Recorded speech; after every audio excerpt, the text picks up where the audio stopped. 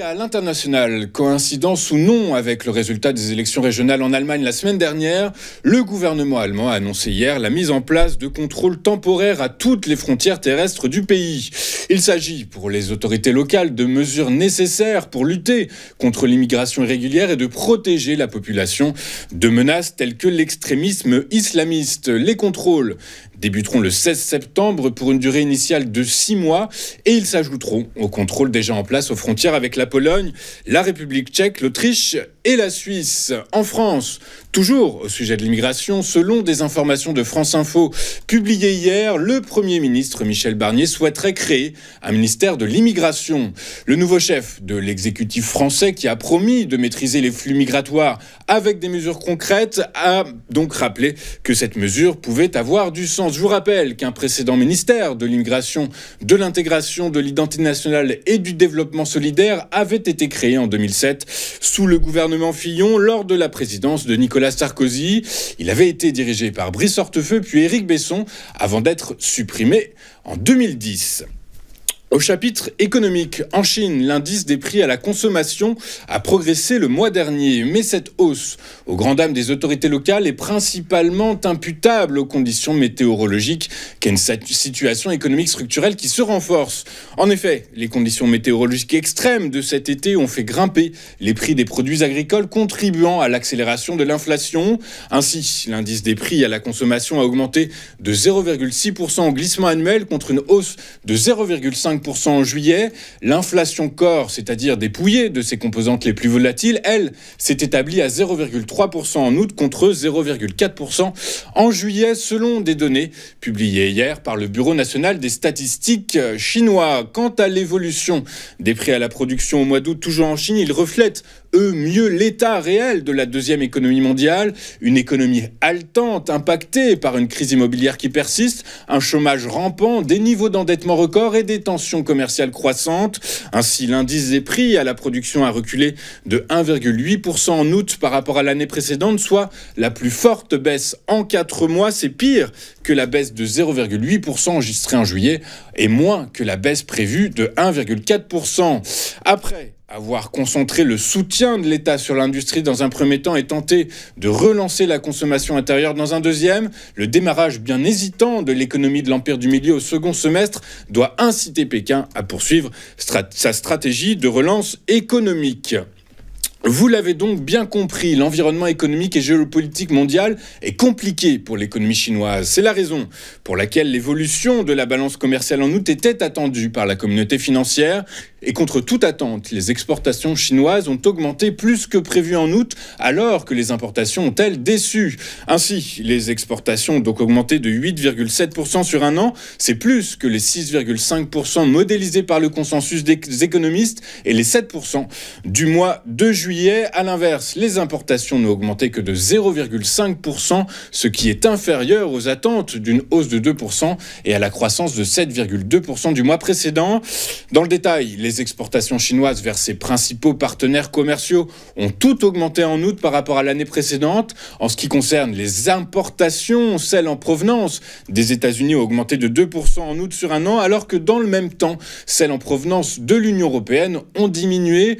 Par ailleurs, notons que les importations chinoises en provenance de Russie ont diminué de 1%, tandis que les exportations ont augmenté de 10%. Enfin, après avoir accentué la nationalisation du secteur des terres rares, et ce pour des raisons de la plus haute importance stratégique, notons que le volume des exportations chinoises de terres rares a diminué de 1% en août par rapport à l'année dernière, tandis que les importations ont, elles, diminué de 12%. Toujours en Asie, l'économie japonaise a progressé presque aussi vite que prévu au deuxième trimestre, selon une seconde estimation du gouvernement publiée hier. Soutenu par une reprise des dépenses de consommation, le produit intérieur brut réel a progressé de 2,9% en base annualisée contre une première estimation publiée à la mi-août de 3,1%. Ces chiffres confirment donc la reprise des dépenses des ménages et des entreprises, ce qui, pour les experts, pourrait inciter la Bank of Japan à augmenter ses taux d'intérêt de 25 points de base dès décembre prochain, date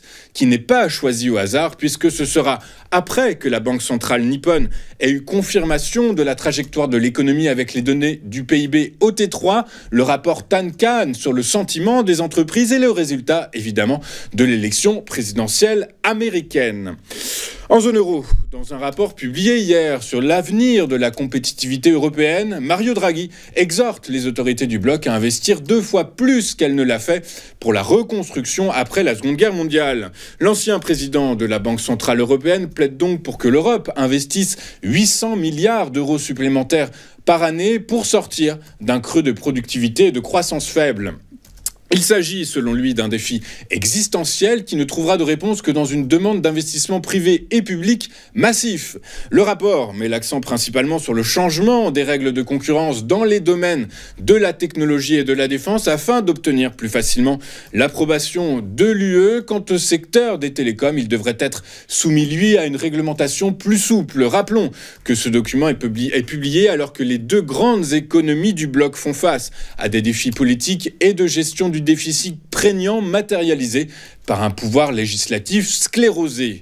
Toujours en Europe, le moral des investisseurs a reculé pour le 3e trimestre consécutif en septembre, touchant ainsi son plus bas niveau depuis janvier. En effet, sur fond d'inquiétude à l'endroit de la trajectoire de la croissance économique, l'indice Centix est passé de moins 13,9 en août à moins 15,4 en septembre. Les analystes interrogés par Reuters misaient, eux, sur un rebond à moins 12,5.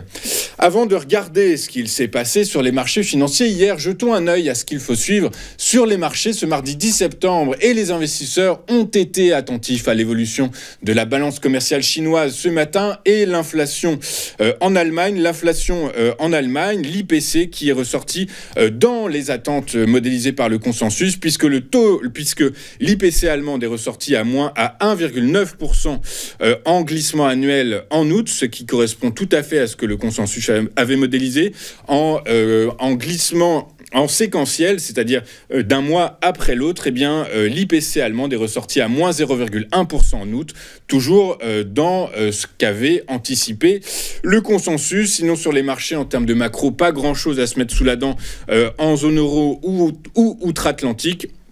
Tout au plus, nous jetterons un œil aux prévisions économiques de l'Union européenne à 11h et au rapport mensuel de l'OPEP publié outre-Atlantique à 13h. Voilà, sinon, les marchés dans l'attente de la publication demain, comme on va le voir, des chiffres de l'inflation aux États-Unis et de la décision de la BCE jeudi. Voilà, donc les investisseurs ont été attentifs donc évidemment à ces données. Regardons maintenant ce qui s'est passé sur les principales places boursières de la planète hier. Et en Europe, la semaine a démarré sur les chapeaux de roue, les principales places boursières ayant fini la journée en territoire positif. Un engouement des investisseurs sur fond de probabilité importante de deuxième baisse des taux d'intérêt à l'issue de la prochaine réunion de la BCE jeudi prochain. Notons que l'indice de la peur, le VIX, est retombé sous les 20 points hier, un niveau qui indique que les investisseurs restent attentifs à l'évolution des variables macro, micro, politiques et monétaires, mais sans excès de prudence notable. Et ce, quand bien même, au cours de la deuxième partie de semaine, les financiers prendront connaissance mercredi de l'IPC aux États-Unis et de la décision de la BCE sur ses taux. Jeudi, en cette attente, le CAC 40 a gagné près de 1% hier à 7425 points, malgré le recul marqué de Kering sur fond de baisse de recommandations de Barclays et de RBC. À Londres, le FTSE a engrangé 1,09% à 8270 points. Enfin, à Francfort, les gérants sortent toujours bien couverts, ce qui, pour les experts, n'augure pas encore d'une phase de liquidation des positions acheteuses. Le DAX a pris 0,71% hier à 18 431 points. Aux États-Unis, Wall Street est convaincu que la Fed va effectuer son pivot la semaine prochaine. En cette attente, les investisseurs resteront attentifs tout de même à toute donnée susceptible de valider ce scénario. Et ça commence dès demain avec l'IPC américain, suivi jeudi par les PPI, les indices de prix à la production. Hier, les principaux indices actions ont récupéré une partie de leur perte de la semaine dernière, un rebond technique généralisé et coordonné, puisque les 11 secteurs du S&P 500 ont clôturé dans le vert. Le S&P 500 pris globalement a donc gagné 1,16% à 5471 points, tout comme le Nasdaq, et c'est assez rare pour le noter, qui a lui aussi avancé de 1,16% à 16 884 points. Quant au Dow Jones, il a pris lui 1,2%, on est proche des 1,16 à 40 40 829 points. En Asie ce matin, le sentiment mitigé des investisseurs, comme le reste de la planète, est à noter puisqu'ils attendent, comme tous les investisseurs, les prochaines données sur l'inflation américaine et la posture qui sera adoptée par la Réserve fédérale américaine. Ainsi, le Nikkei a symboliquement gagné hier 0,2% à 36 282 points.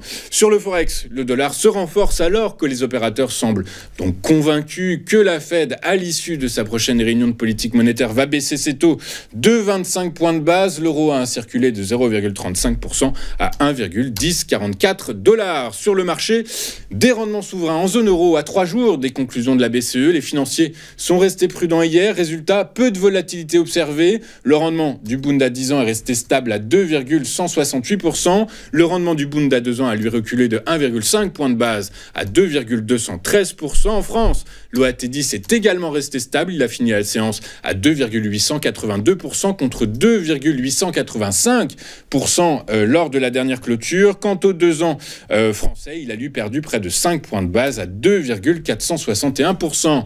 À l'heure de la clôture en Europe, l'inversion de la courbe des taux la plus longue jamais observée, soit 2 ans et 2 mois, n'est toujours pas à l'ordre du jour. Le 10 ans américain était stable à 3,708% contre 3,675% pour le 2 ans qui prenait tout de même 10 points de base. Enfin, sur les marchés pétroliers, la tendance est clairement baissière. Les prix du pétrole continuent de chuter, mettant en difficulté l'OPEP+ et ses stratégies de production. En outre, la demande de pétrole reste sous pression, en grande partie à cause des signaux économiques défavorables venant de Chine et des États-Unis, deux des plus grands consommateurs mondiaux de pétrole. Cependant, les cours ont repris des couleurs hier, portés par un rebond technique et les éventuelles conséquences de la tempête tropicale Francine dans le golfe du Mexique. Résultat, le prix du baril de Brent de la mer du Nord pour livraison novembre a engrangé 1,09% pour clôturer à 71,84 $. Quant à son homologue américain, le baril de West Texas Intermediate avec échéance octobre, il a lui gagné 1,54% à 68,71 $ l'unité. Nous allons marquer une toute première pause dans cette édition du 10 septembre 2024 et juste après, comme convenu, comme annoncé, nous retrouverons Éric Dupré et son chronocac. Éric Dupré qui commentera pour nous donc l'ouverture à Paris, une ouverture qui était attendue dans le rouge et qui est confirmée. À tout de suite sur TV Finance.